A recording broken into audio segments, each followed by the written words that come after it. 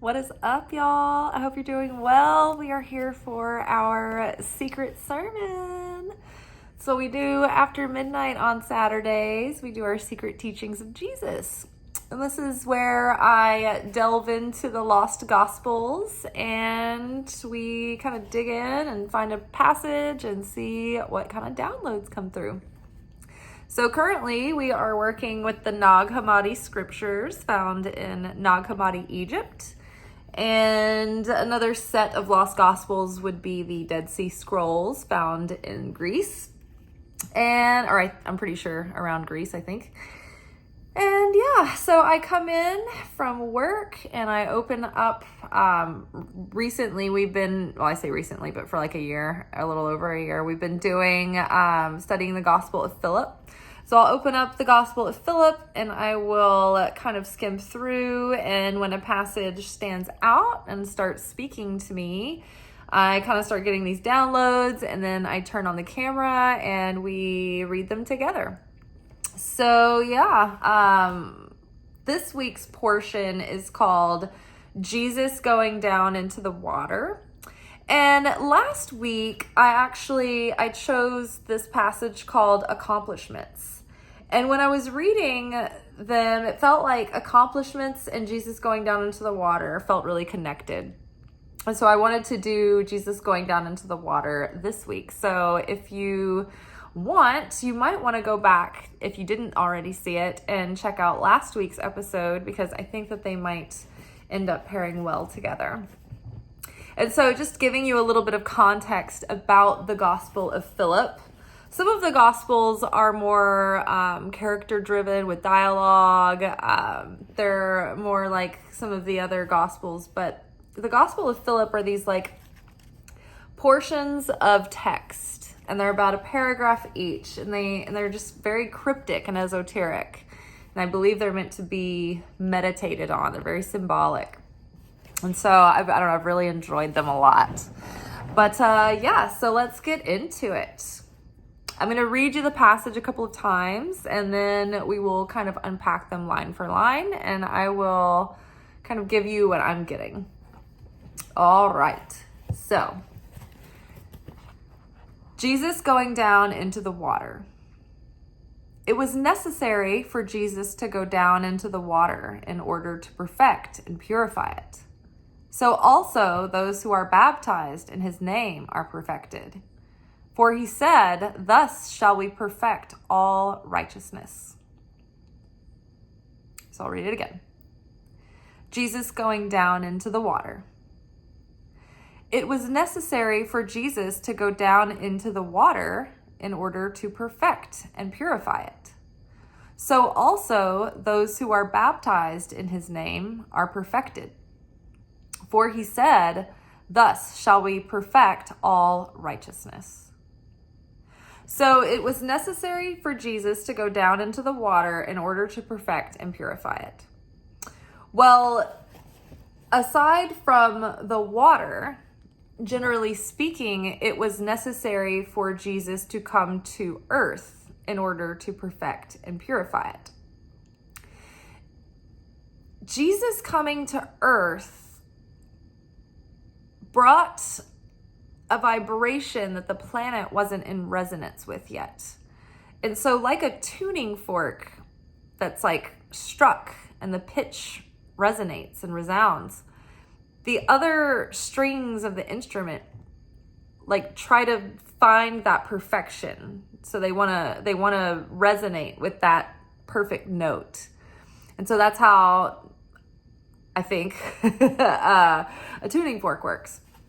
It seems vibrationally that would be the case, that when you look at something from a vibrational standpoint, whatever is vibrating at the most consistent resonance without fluctuating is going to be the most powerful, influential energy in the realm of scope, whatever you're dealing with there. So, for instance, like the pitchfork or the tuning fork is like the most sustained perfection of the pitch. The other strings want to follow that trend. if you're in a situation where, like, say there's a group of people and a person of influence steps forward, it's going to be the person who is the most consistent without wavering, that's going to influence the group, right? It's going to be the loudest, most consistent, most sturdy, stable voice or theme. And we can see this in society, right? Even when the person is wrong. There's a book that I bought that I never read, but it was called The Brain Dead Megaphone, I think is what it was called. And the thesis on the back of the book stated that theoretically, the person who's the loudest and the most constant becomes the most influential, whether they're right or not, whether they're way off base or not. And when we look back in history, the tyrannical voices, like for instance, around World War II, they weren't right, but they were able to influence such masses because they were just constant and they were loud and they were convinced and they didn't back down from what they believed and from what they were putting out there. They didn't perpetuate, they were perpetual. They didn't fluctuate. They didn't falter. They weren't hesitant. So vibrationally speaking, when we become eternal, like the Creator, in comparison to the other vibrational influences in our surroundings, who might be reactive to situations and they're up and down, back and forth. They're sad, happy, excited, confused, but you're just sustaining. You've got that one constant vibration, then you're going to be the most powerful influence in that room. Does that make sense? It's like a radio signal. And if the radio signal is cutting in and out, you can't tune your dial to it. You're not picking up the message coming through. It's staticky, right? And it needs to be consistent in order to really listen to the radio station. It's like when you drive through like a desolate, like country stretch where there's you can't find a good station because the signal is cutting in and out. So vibration is a lot like that. It's like a signal. And so in order to build affinity with the light, we want to become more like the cause, right? Rather than the effect. The light is constant. It's unwavering. It's eternal. It's perpetual. It doesn't fluctuate. It just continues. It's continuous. It's unchanging and it's unaffected. But we, the vessel, are like the moon. We are affected. We have no light of our own. So we're in a reactive state. And so that takes away from our power. But when we choose to become more like the light, and we practice certainty, and we're not all over the place with our emotions and our thoughts and our vibration and our consciousness, then that's when we become more stable and more powerful and stronger. So Jesus's resonance was a perfect Christ conscious resonance. Jesus was the perfect example of what it would be like for a person to be both fully human and fully divine at the same time. Now, Jesus had different emotions, right? And he went through different states of feeling, but he was always certain in the Creator, and he didn't question the plan. He didn't doubt it. He may not have wanted to go through with the final crucifixion. He might have been dreading it. He might have thought, oh gosh, I wish it didn't have to be this way.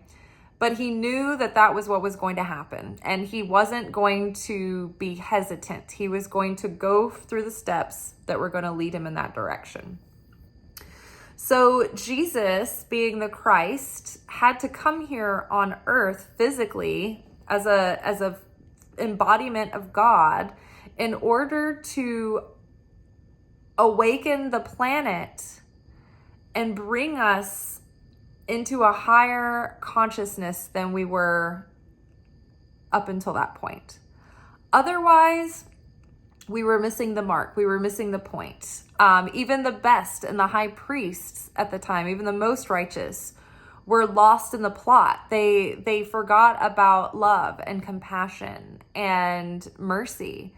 And they were falling prey to this sort of overbearing legalism that put the cart before the horse, so to speak. And it was almost like joining in the oppression of the time. It was like, okay, well, all of this legalism is almost becoming just as oppressive as anything else. And we're missing the compassion, the mercy, the forgiveness, right? And we're becoming so literal about where we go to worship and how we do that and the process of doing it and being ritually clean or not clean. And are you allowed to worship if you're not clean? And Jesus was like, what he came to offer was the truth that it was the person's heart that mattered. And if the person was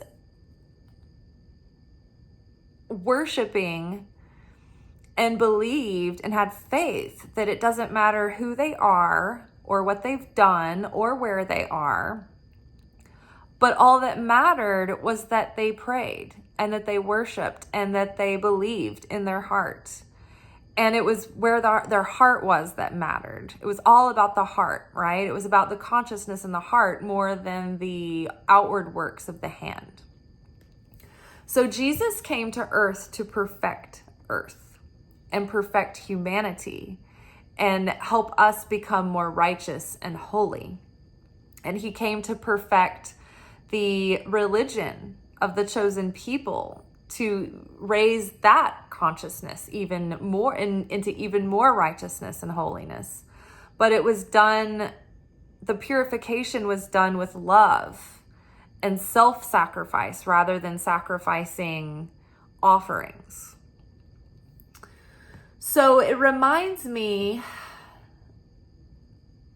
of in the beginning, in the early verses of Genesis, when it talks about when the earth was formless and void and spirit hovered over the waters.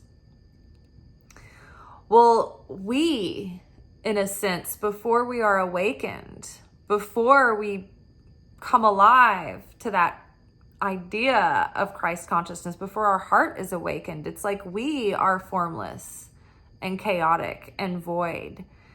And the Holy Spirit hovers over the waters of the abyss.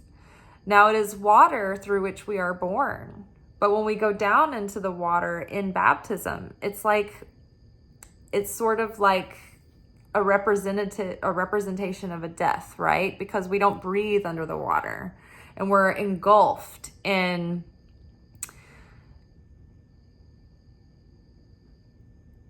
like almost like the void, right? And we go back into those ambionic fluids where we rise up again and we're resurrected and reborn and we're cleansed.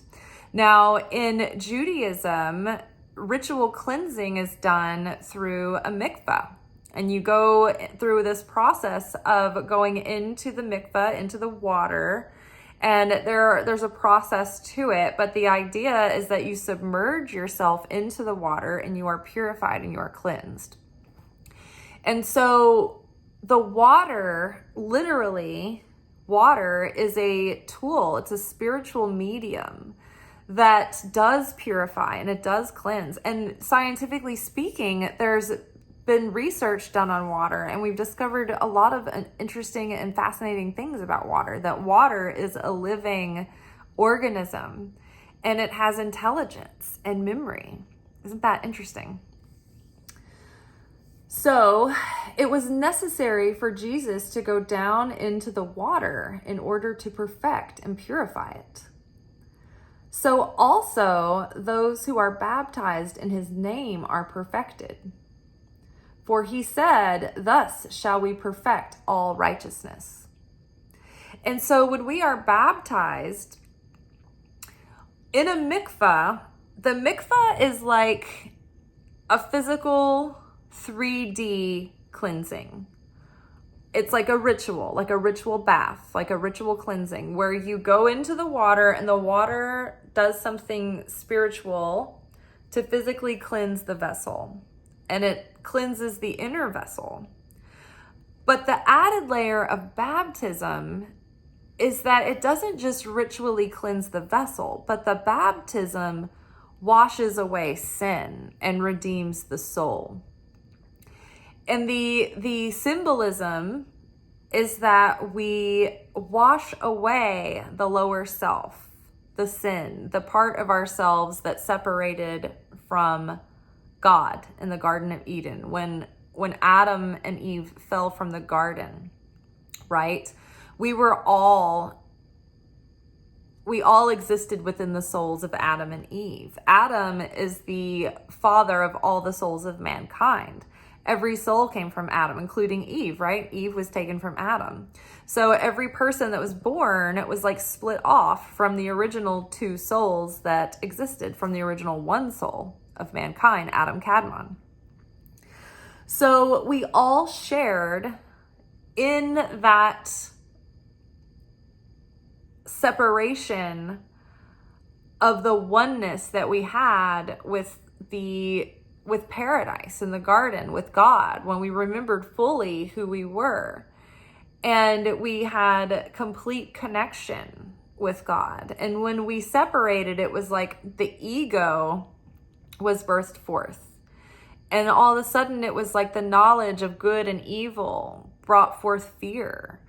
And it was the ego's development that separated us from the wholeness and the trust that kept us connected in that full connection of being able to communicate directly with God and be aware of that and have that full connection. Before that, we were in this perfected realm that wasn't quite physicalized. It was, hold on, let me grab our chart.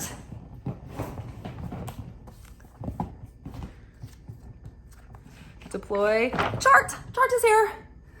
So this is the physical realm here. This is Malchut. This is the bride, right? When it says thy kingdom come, thy will be done, or the bridegroom, the bride of the Christ. All of these are code words for Malchut, the kingdom. This is the physical existence. This is the 3D. This is the multiverse. This is everything that is in physical, tangible existence. Outer space, the multiverse, everything. The Garden of Eden, paradise, was in the non-physical realm that was our closest neighbor, which is Yesod. This is also associated with the sacral chakra, with the astral realm where souls enter and leave the world, and where spirits are. So when Adam and Eve were in the Garden of Eden, in the Garden of Paradise, it was like it was like a dream. So this is where dreams are too, where the dream world exists, where the imagination exists. All of those thought forms live here, where you can visualize something, where you can see something, but there's not an actual physicality of it. And so in the garden, in the non-physical, we were these beings that were just like this, but we weren't physical. We were energy personalities. We were energy beings, and we could look at the fruits and absorb the energy and the light from them, and we didn't have to eat them.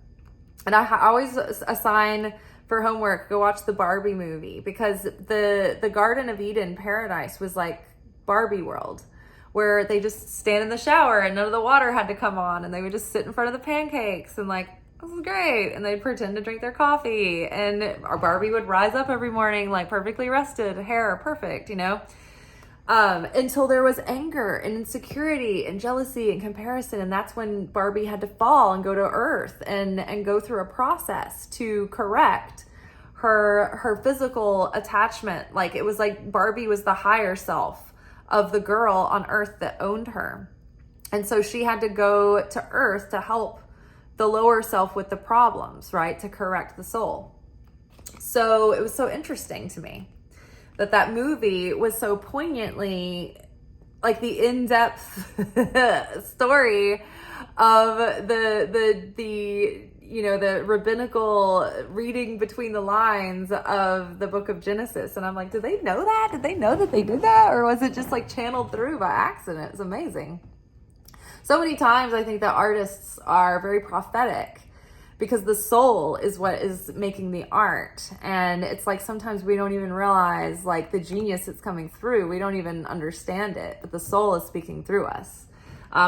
This has happened to me with my own art. Many of the collages I made in my early life before I studied Kabbalah or mysticism or anything, tell all the stories of the things that I would one day learn.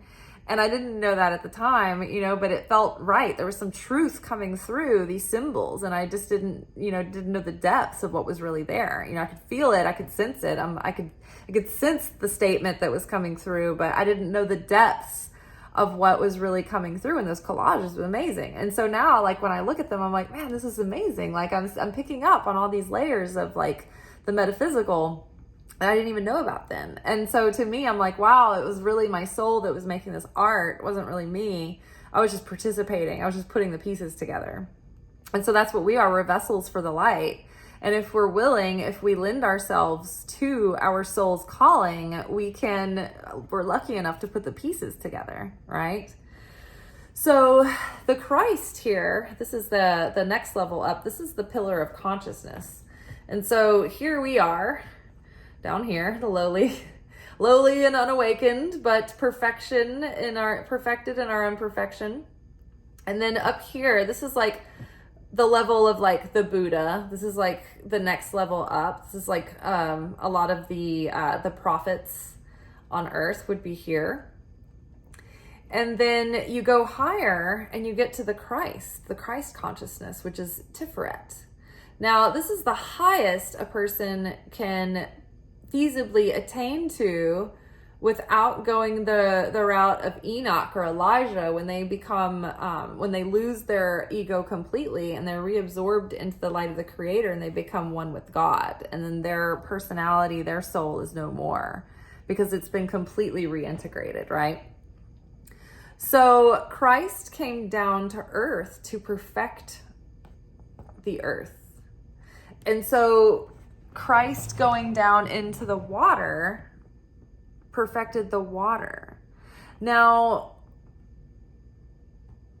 in terms of us, when we activate the Christ in our heart and invite Christ to do the work, the Christ gets to work in the heart and it goes down into the waters, right? And what are the waters? The waters here, because this yasod here, this is the subconscious, this is the sacral chakra here. It's also associated with water, the dream state. This is our unconscious. This is our emotions. This is our the subconscious, and all the things that we struggle with as humans, shame and lusts and appetites and all of that. And so the Christ goes into the waters of our own heart and soul, into our depths, into our darkness, into the abyss, and perfects that so that we can resurrect and rise out of our darkness and be purified of that darkness and be purified of the shame or the guilt that we carry, right? And be redeemed of that. And so when the Spirit hovers over the water, that formless chaos, that abyss, think about when we've all gone through those periods of the dark night of the soul where we feel lost, we feel confused, we feel more alone than ever, we feel empty, we feel misguided, we feel desperate and desolate, we feel sad, we feel distressed, we feel anger, and we feel lost, right? Have you ever been in that divine fog where you don't have the answers and you can't see 1 inch in front of you and you don't know what anything is, and it all feels formless and shapeless and chaotic? And for some reason, you feel like you're almost meant to be in that unknown, right? And find your way, groping through the dark. But all along, you feel that something is guiding you, something is there. And it's so frustrating because you're like, why don't you get me out of this? Like, why can't you turn on the light? Why can't you show me something? But it's that time where that's how we draw close to Spirit, right? When an infant is coming into shape as a fetus in the womb, and that fetus, that zygote is blind, can't see anything, but you can feel the mother. You can feel the sustenance. You can feel yourself being fed. You can feel yourself growing. You can feel yourself coming into shape from void, from nothingness, from chaos, from a shapeless little mass. But you're being fed and you're being developed, and you can't see, but you can sense, and you can hear, and you can feel comfort. You don't see anything around you, and nothing makes sense, and you feel completely restricted, and you're helpless, and you can't do anything. You're not anything yet. You haven't been born. But then you come out of the water, and you're born into the air where you can breathe, where you take in spirit, you take in inspiration for the first time. You come to life, and you see the light for the first time, and you cry out, helpless, shaking, unable to use your hands. You have to learn everything all over again, right? So that's what it is to go down into the water. We're dying to the old version of self, and we're being reborn again so that we can completely be changed, completely see things differently. The old life is gone. The old way that we saw things, the old consciousness, the old approach, everything that we did, everything we were, it's like it can be washed away so we can start clean and fresh. But we have to relearn it all again, right? We don't know how to be this new person. It's something that we're discovering as we go, and we stumble, and we crawl, and we get our food everywhere, and we look like a little drunk, confused person. We can't say the right things yet. And we just try again, and we learn, and we develop. You know, we go through stages of development as we come out of that water. Jesus going down into the water. It was necessary for Jesus to go down into the water in order to perfect and purify it. So also those who are baptized in his name are perfected. For he said, thus shall we perfect all righteousness. And so what is a righteous soul? It's a soul that has become awakened and wants to become more than what they are, and shed the dark parts that are shielding the light, that are making us, causing separation from the light of the Creator, that cause us to fail to have affinity with the light of the Creator. Our goal is to self-empty and get rid of all that is not in affinity with the Creator. So we're getting rid of our reactive nature. We're getting rid of our animal self-seeking instincts to receive for the self alone. And we adopt instead an ability to receive for the sake of overflow, of sharing. We let go of destroyer consciousness in exchange for creator consciousness. We let go of taker consciousness in exchange for giver consciousness. We become cause consciousness rather than effect consciousness. And we're babies, so we stumble and we mess up over and over and over again, but it doesn't matter because the past has been washed away. And it has been perfected in that righteousness. And so the whole point of coming to earth, life after life after life, is to continue to bring the soul here so that we can perfect the soul to become more like the light over and over and over again. And we die and we're resurrected, and we die and we resurrect. And we literally happen that way. But then we demonstrate that through our symbolic baptism. And when we have that baptism, it serves as an act of faith that cleanses the former self and allows for the rebirth to happen.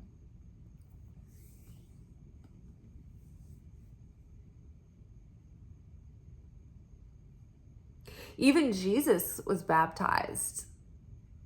And he did that first to demonstrate as that human being, as that divine human being, to prepare himself for his mission. Before Jesus started on his ministry, he was the Messiah, but he wasn't actively teaching yet. He wasn't doing public signs and miracles and healings yet. He knew that once that began, once his time came, that nothing would ever be the same. And that once the game is on, game's on. There's no turning back. And so when John the Baptist baptized Christ, that was a mark in time where Jesus, who had enjoyed his life as a simple human being that didn't have the weight of the world quite yet on his shoulders, he knew it was coming. And he knew that his time was very short after the beginning of his ministry, because he knew that he was the sacrificial lamb. So that was the preparation. That was the death of human neighbor Jesus, brother Jesus, friend Jesus. And when he rose up out of that water, it was the birth of Jesus the Christ, who was here on a mission. And it was then that he went forth and began to teach and to heal and to start quietly doing miracles until it got to the point where he knew, like, okay, this is time to let people know who I am and to start letting the word spread and gradually do this. Because it will cause unrest and it will cause division and it will cause a shakeup and we will make enemies. And so there's no turning back once this starts. And so Jesus even had to go through a moment where he died to his old self, the simple self, the self, right? His lower self. And then from then on, it was the self that he sacrificed, right? He was then Jesus 100% the servant to mankind. After that, it was like there was no more self-centered, life.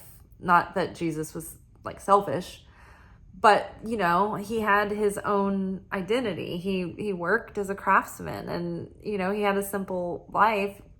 He wasn't like, going to Cabo, going to Lake Como. I've got so many recommendations for you, kind of thing. He just he lived simply. He wasn't famous yet. He wasn't under the eye of authority. He wasn't making enemies.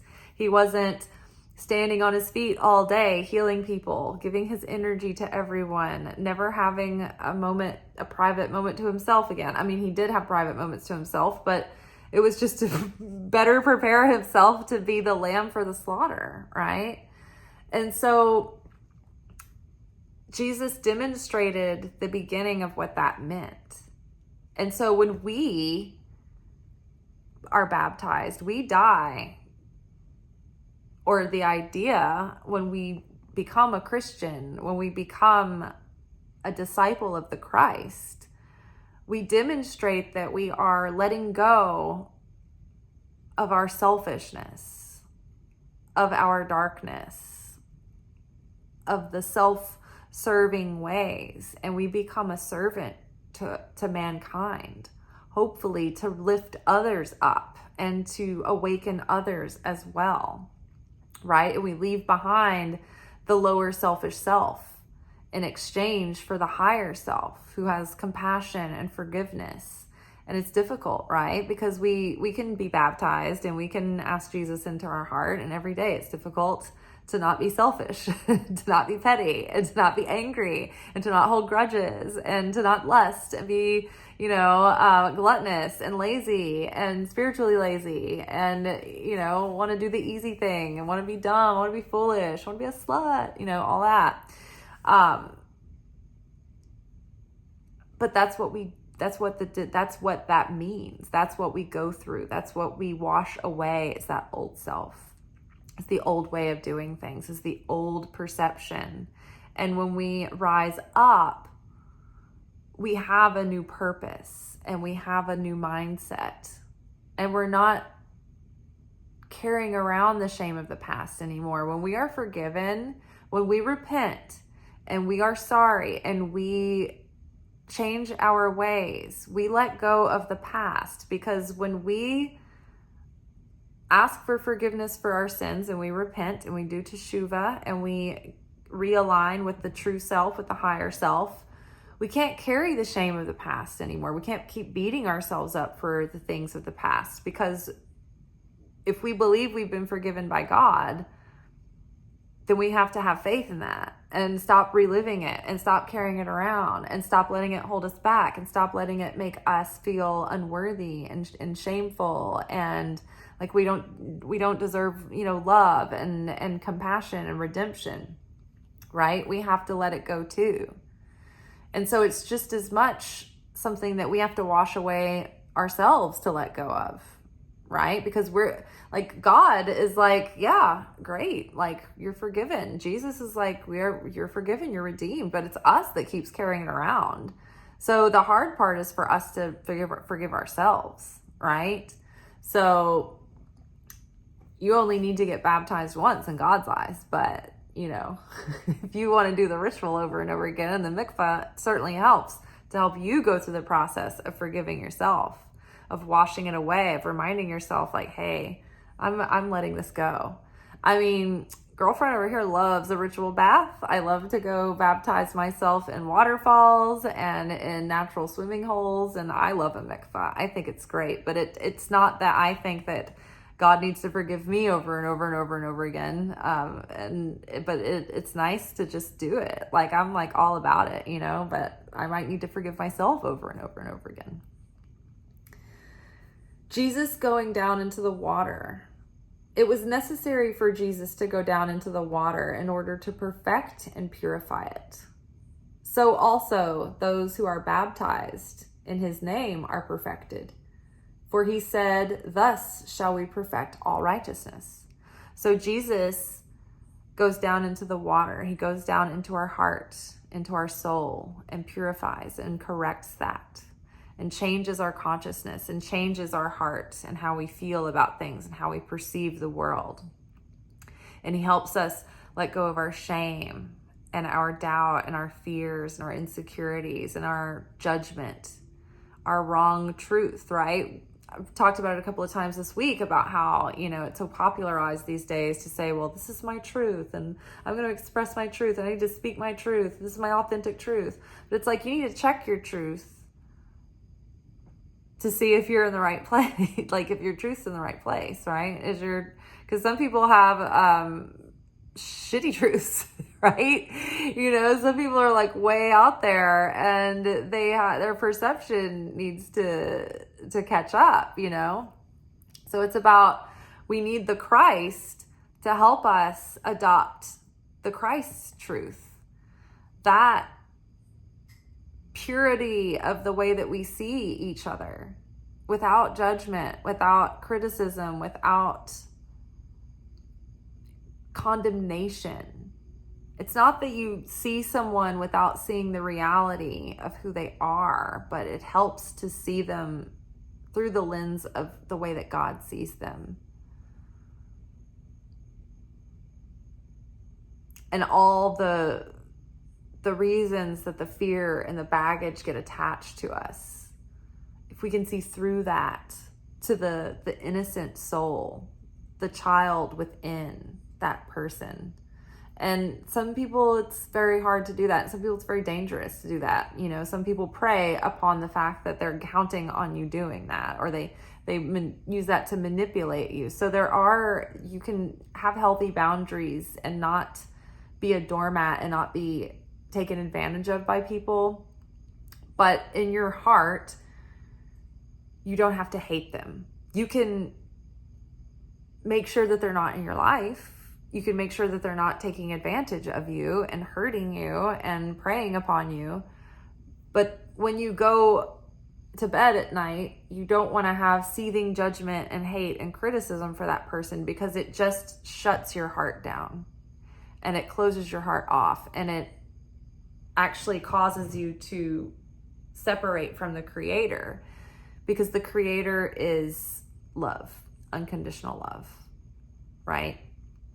And so that doesn't mean you can't say no to somebody. That doesn't mean that you can't say enough is enough. That doesn't mean that you can't say, okay, well, if this is the way it's going to be, like, you're not a person that's going to be in my life. But it's like that carrying around those hard feelings is what brings you down. And so you can shut the door with peace in your heart. You know what I mean? Like, there's a difference. It doesn't mean be a doormat, let anybody walk all over you, let narcissists like come in and take advantage of your purity and your good heart, and make, they can spin all kinds of, manipulations on you that way. That's not it at all. Jesus didn't stand for people who didn't believe in him. I mean, he wasn't like, I can't, how dare you? But like, he wasn't sticking around. He told his disciples, like, if the people don't welcome you and they don't want what you have to say, then leave. Like, shake the dust off your feet and get the hell out. Like, don't waste any time on them. People who were enemies of Jesus, who were trying to stop him, he wasn't like, but I love you. He was like, all right, sorry I couldn't help you. We'll agree to disagree. Can't make any promises. I'm going to keep doing what I'm doing, and I guess you got to do what you got to do, but I'm not hanging out. Like, it's fine. I'll do my mission, and you can try to stop me, and, see you later. See when this all goes down. Even though you're going to try to kill me, it's going to be according to the plan the whole time. Ha! I always wanted to be killed. Like, I didn't want to be killed, but you know what I mean? Like, I am the sacrificial lamb, so that is the plan. So I know this is all going to happen. I know I'm making enemies. Like, this is more my idea than yours. Trust me. You're just falling into the plot. Jesus going down into the water. It was necessary for Jesus to go down into the water in order to perfect and purify it. So also those who are baptized in his name are perfected. For he said, thus shall we perfect all righteousness. Now, if water has memory, Jesus would cleanse people, like heal people of their diseases and of leprosy, and heal like legs and arms and limbs, and cause the blind to see. And he could do it remotely, right? He raised Lazarus from the dead. Then as a believer in miracles and magic, and the way that science and mysticism brush up against one another, it's like, to me, science and magic meet up here, right? So I can see how literally the physical vessel of Jesus going into water activated it. And if it was already this medium, this living organism that has thought, that has consciousness, that has memory, because like, so this is really interesting about water. The water in your body has the same chemical makeup and molecular structure of the water where you were born. And your body always remembers that water, that place. And the water remembers you. Isn't that crazy? So if water remembers like that, and if you guys have ever studied physics or quantum physics, and you have heard about cells being able to have bilocation, scientists can stimulate a particle in a lab and set the intention for that particle to be connected to another particle in a lab that is also under observation. And when that particle in a distant lab is stimulated, the other particle in another lab reacts as if There is omnipresence. There is a unified consciousness that is shared in the light of both particles.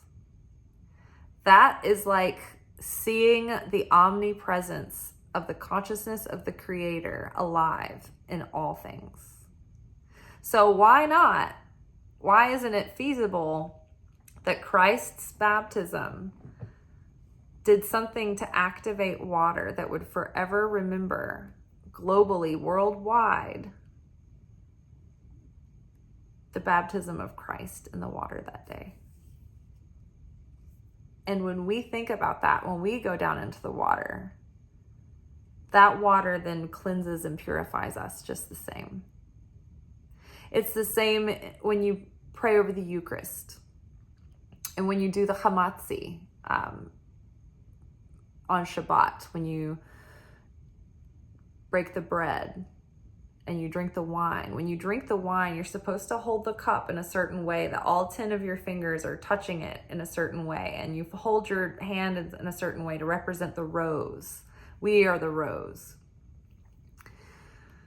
The bloom and the thorns, right? The perfection and the imperfection coming together in one. The pain and the beauty, right? Taking in the wine in Judaism represented taking in the light of God.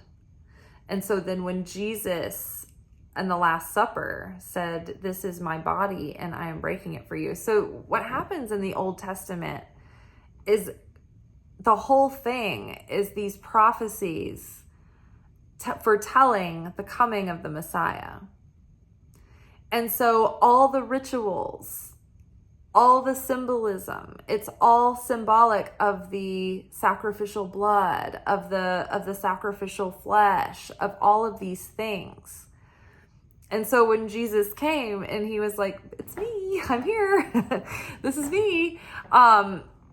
This is what we've been talking about, the prophecies and the poems and all of these things, like, I'm here." And it was controversial at the time because some people believed, they were like, "Yes, obviously, this is it." And then other people were like, "This is blasphemy, you're a heretic, you're demonic. We're going to throw you off a cliff."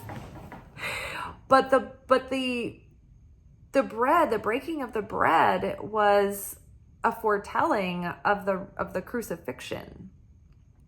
And what was happening metaphysically in the crucifixion was Christ was the sacrifice that was broken open so that his perfected energy was then released.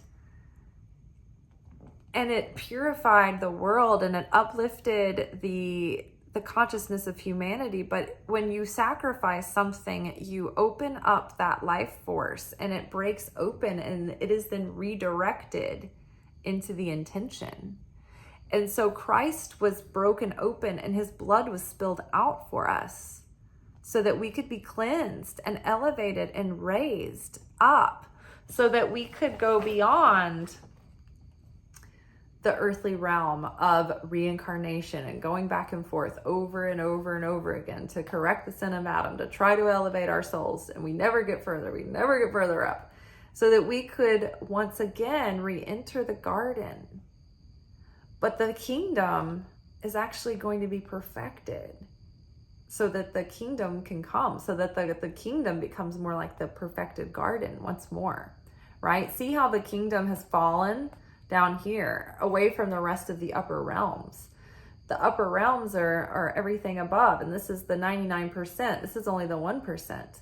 But the unseen realms are all up here. This is the heavenly realms and the heavenly hosts and the reality and the mysteries of God, the kingdoms. This is the fallen kingdom down here that's separate. But we work so that we can be reunified and one once more with the Christ.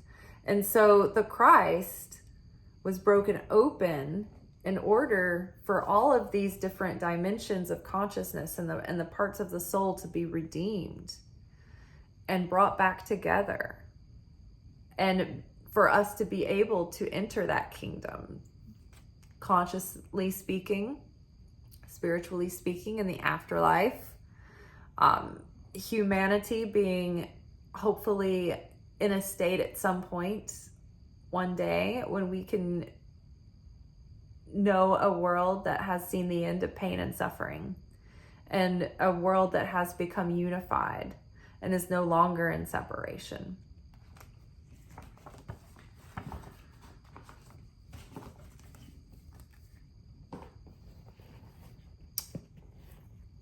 It was necessary for Jesus to go down into the water in order to perfect and purify it. So also those who are baptized in his name are perfected. For he said, thus shall we perfect all righteousness. One more time. Jesus going down into the water. It was necessary for Jesus to go down into the water in order to perfect and purify it. So also, those who are baptized in his name are perfected. For he said, thus shall we perfect all righteousness. All right, you guys, until next week, if you haven't, maybe go subscribe to my channel and check out the playlist Secret Teachings of Jesus. You will find many videos delving into these passages from the Gospel of Philip. And also before that, we covered the secret book of James, which was a lot of fun. More dialogue, more scene work, a little bit of character work there. It was really fun. Yes, and so tomorrow we will be back for our weekly energy oracle forecast, where we will take a look at the week ahead to see what kind of energy we will be living in, what kind of spiritual weather we're going to have. And yeah, until then, peace be with you. Shalom, shalom. Thank you for watching. If you enjoyed this video and you got something out of it, then please give it a like. Subscribe to the channel. Turn on notifications to be notified of when I drop content.